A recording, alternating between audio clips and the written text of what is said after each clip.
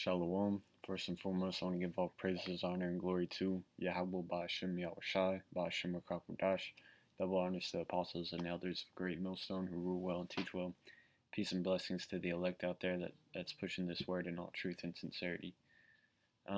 This lesson is going to be about being content, because I came across a couple videos on brothers and Apostle Elder Ariamlab. He did a video on it too. So I was like, hey, that's the spirit. I keep hearing it. So gonna do a lesson lesson hop on that spiritual bandwagon. So I'm gonna start off by reading Hebrews 13:5. It says, "Let your conversation be without covetousness, and be content with such things as ye have. For he hath said, I will never leave thee, nor forsake thee." All right. And so, if you're not content with what you have, that just shows that you don't fully trust in the Lord, Yahweh Bashem Al Shai, protecting you. You gotta have trust in Yahweh Bashem Al Shai that whatever state you're in, that the Most High has you in that state for a reason, and that you're not gonna be cast away, and you're not gonna be you're gonna be fine, basically. So just be thankful for what you have. But yeah, it says, let your conversation be without covetousness. Because what's covetousness? Matter of fact, let's go into the etymology of it.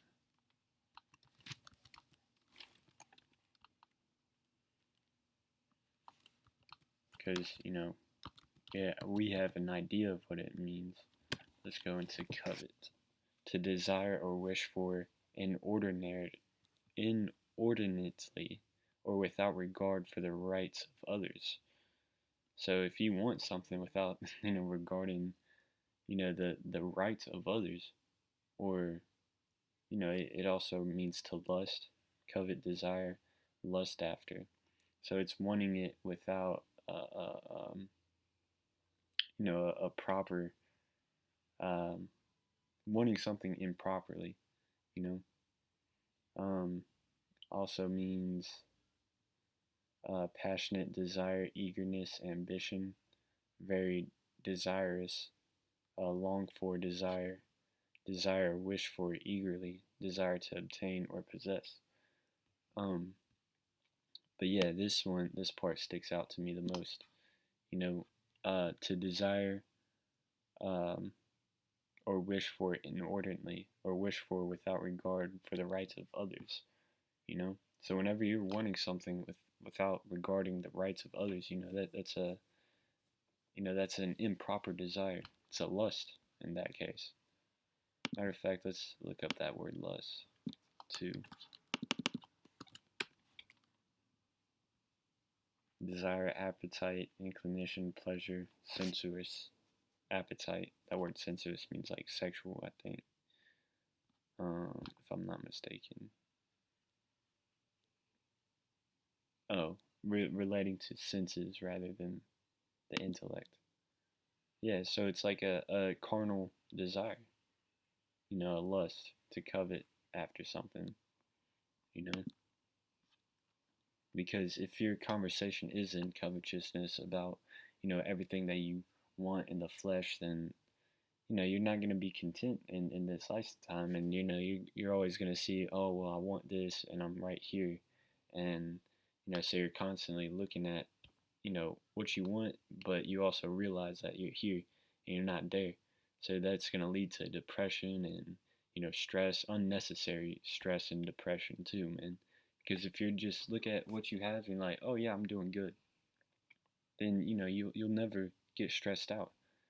You'll always have this in your mind. For he has said, I will never leave thee nor forsake thee. If you constantly keep that in your mind, oh, I'm good. Oh yeah, I forgot Yahweh Bashem Al Shai is on my side.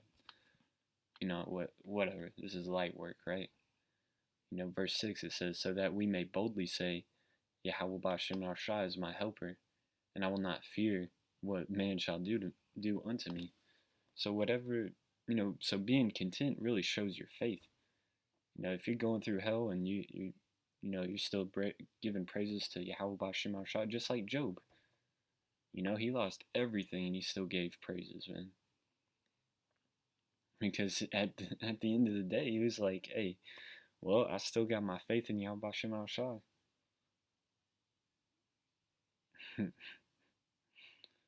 um, so I'm going to read verse 7. It says, remember them which have the rule over you, who have spoken unto you the word of the Most High, whose faith follow, considering the end of their conversation. So yeah, consider the conversation of the faithful, man. It's not about what they can get in this lifetime, you know. But moving on, this is 2 Corinthians 12:6. It says, for though I would desire to glory, I shall not be a fool, for I will say the truth. But now I forbear, lest any man should think of me above that which he seeth me to be, or that he heareth of me. So whatever glory, like you think that you might have, or that whatever glory or flattering words are being portrayed onto you, hey man, don't be foolish in that, because at the we're just servants of Yahweh Bashem Shai, and we're serving. We're under Esau right now, so we don't really have shit. Verse 7, it says, and lest I should be exalted above measure through the abundance of the revelation, there was given to me a thorn in the flesh, the messenger of Satan, to buffet me, lest I should be exalted above measure. So, hey, if you start thinking, once you get a little bit proud, man, the Most High will send that adversary on you to humble you. It says, for this thing I besought the Lord thrice, that it might depart from me. So this is the Apostle Paul. So whatever thorn in his side, it's not clear if it was, an actual thorn in his side, or it wasn't. This is, it is symbolic for something that he had to go through, some shit that he had to go through, you know. So, and he prayed to the Lord thrice, 3 times, that the thorn in his side would be removed. And he said unto me, my grace is sufficient for thee, for my strength is made perfect in weakness. Most gladly, therefore, will I rather glory in my infirmities, that the power of YAHAWASHI may rest upon me. So, so the message he got back was, look, man, my grace is, sufficient for you. What doesn't kill you makes you stronger. All right.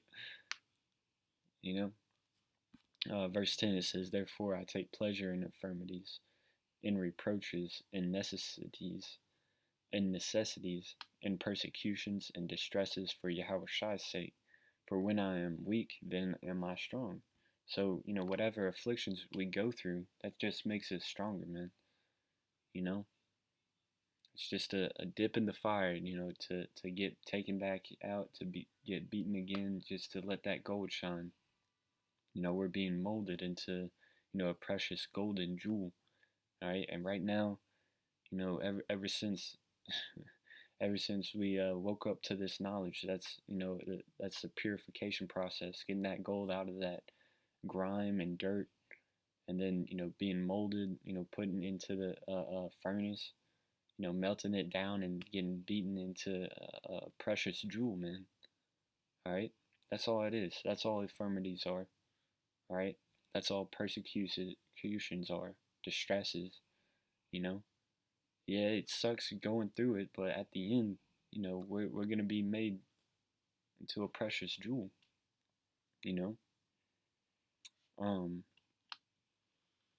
Yeah. Moving on. This is 1 Timothy 6, and I forgot where I wanted to.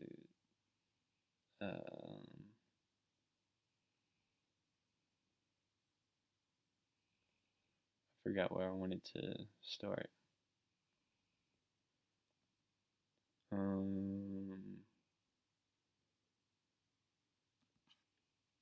Yeah, it is up here. Yeah, verse 6. 1 Timothy 6 and 6.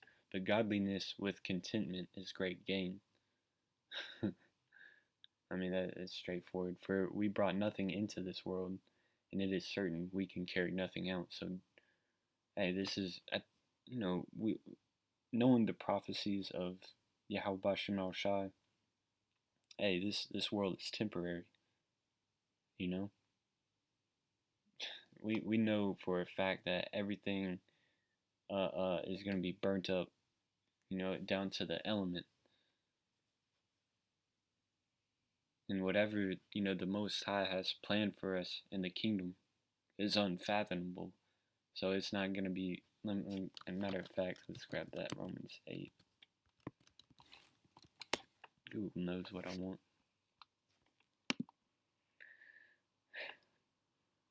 Romans 8 and 18, for I reckon that the sufferings of this present time are not worthy to be compared with the glory which shall be revealed in us. So whatever fleshly desire that you can strive for isn't going to be worthy to be compared to the glory which is going to be revealed in us in the kingdom of heaven. Because the scriptures say, no eye hath seen nor ear heard, nor entered into the minds of men, what the Most High has prepared for us.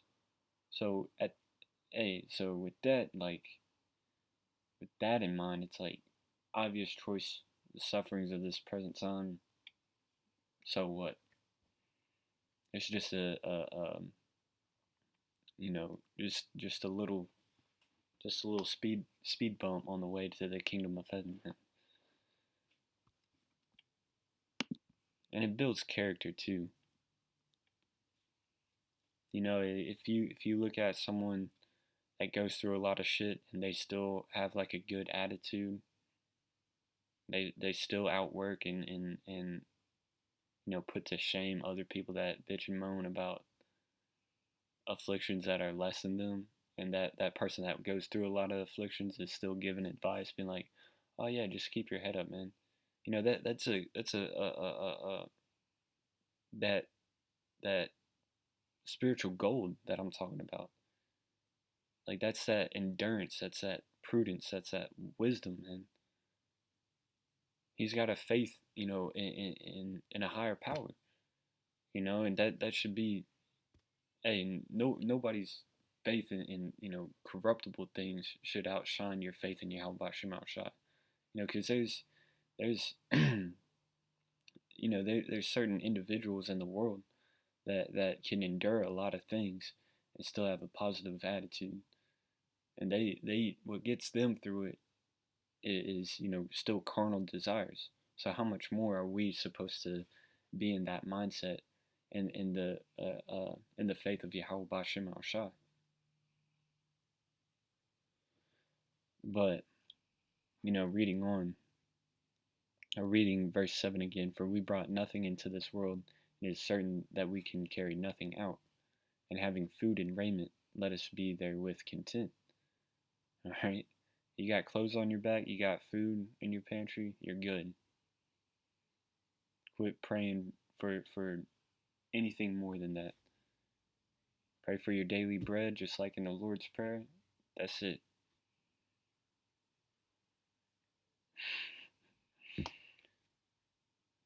And ultimately, hey, the Spirit of Yahweh Bashem Arshad, because we're nothing without the Spirit.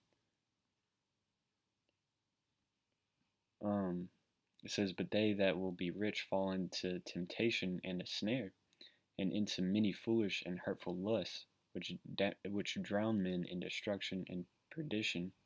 Yeah, because the more money you have, really, that's just more rope to hang yourself with. Riches without discipline are just a sword for your own destruction. Because if you give let's say an alcoholic, a bunch of money, then, they're just going to poison themselves with alcohol. But, that's true for whatever lust that you have, that you're trying to obtain. Riches will just, allow you to destroy yourself in whatever lust you have. It's like my dog was snoring. It says, "For the love of money is the root of all evil, which while some coveted after, they have erred from the faith, and pierced themselves through with many sorrows." So yeah, you have people that fall out, trying to chase that bag, and it's a shame, man. But yeah, moving on. This is Proverbs 28 and 25. "He that is of a proud heart stirreth up strife, but he that putteth his trust in YAHAWASHI shall be made fat." When you go into that word fat, it's kind of like slang talk to mean prosperous. I'm going to prove it here in a minute. But, Jake says that now, "Oh, my pockets are fat. Oh, that dude's got a fat house." It means he's got a big house and his money is long, Come on. There we go. Deshaun. And it means to be fat, grow fat, become prosperous, anoint of prosperity, which is figuratively. That's what that FIG period next to a definition means. And anytime figuratively, figuratively is just another way of saying slang or to make fat, anoint, to find fat, to take away ashes, to be made fat, to fatten oneself. So yeah, figuratively prosperity. You're not actually gonna get fat. The more you trust in the Lord. That's off.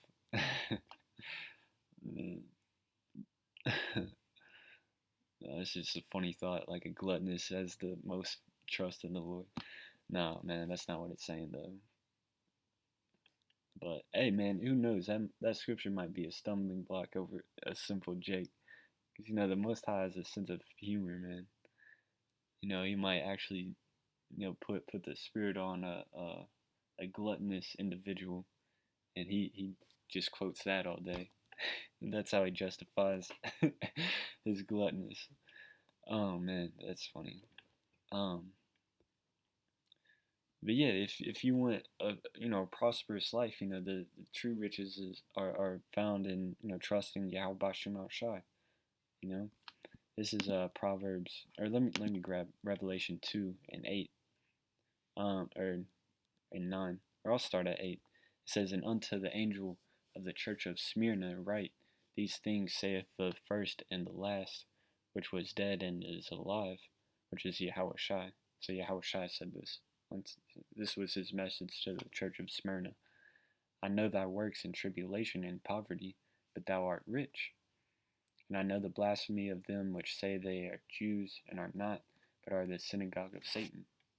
So he was writing this to the church of Smyrna because they were going through certain afflictions where they probably lost a lot of money and were being tried. That's what tribulation means, to cause a great trouble or suffering. So they're going through shit. They're broke. And guess what? But the Most High saw that their works, It says, "But thou art rich." How were they rich? They were rich in spirit.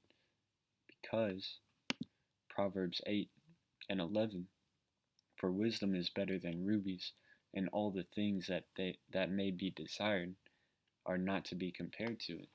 So, they were rich in spirit, man. They had the spirit on them. They knew what times that they were in, and, they didn't give up the faith, man. And it goes on to say, "Fear none of those things which thou shalt suffer. Behold, the devil shall cast some of you into prison, that ye may be tried, and ye shall have tribulations 10 days. Be thou faithful unto death, and I will give thee a crown of life." So this is the motivation that he gave them. He said, don't fear any of the, I know you're going through shit. I know you're broke. And I know, the blasphemy of them that say they are Jews and are not, but are the synagogue of Satan. I know the vexations that you have to deal with. It says, and fear none of those things which thou shalt suffer. So he's saying, look, I know you've been going through some shit, but hey, fear none of those things which you're about to suffer. Because he's putting them on game. It's like, look, you're going to go through some more shit too.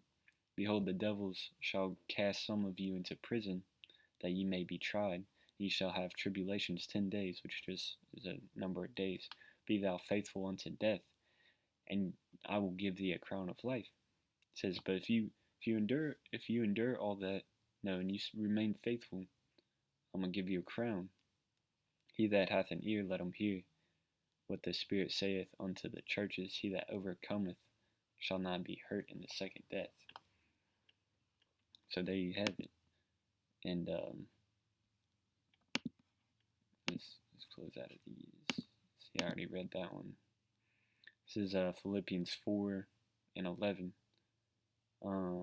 Not that I speak in respect of want, for I have learned in whatsoever state I am, therewith to be content.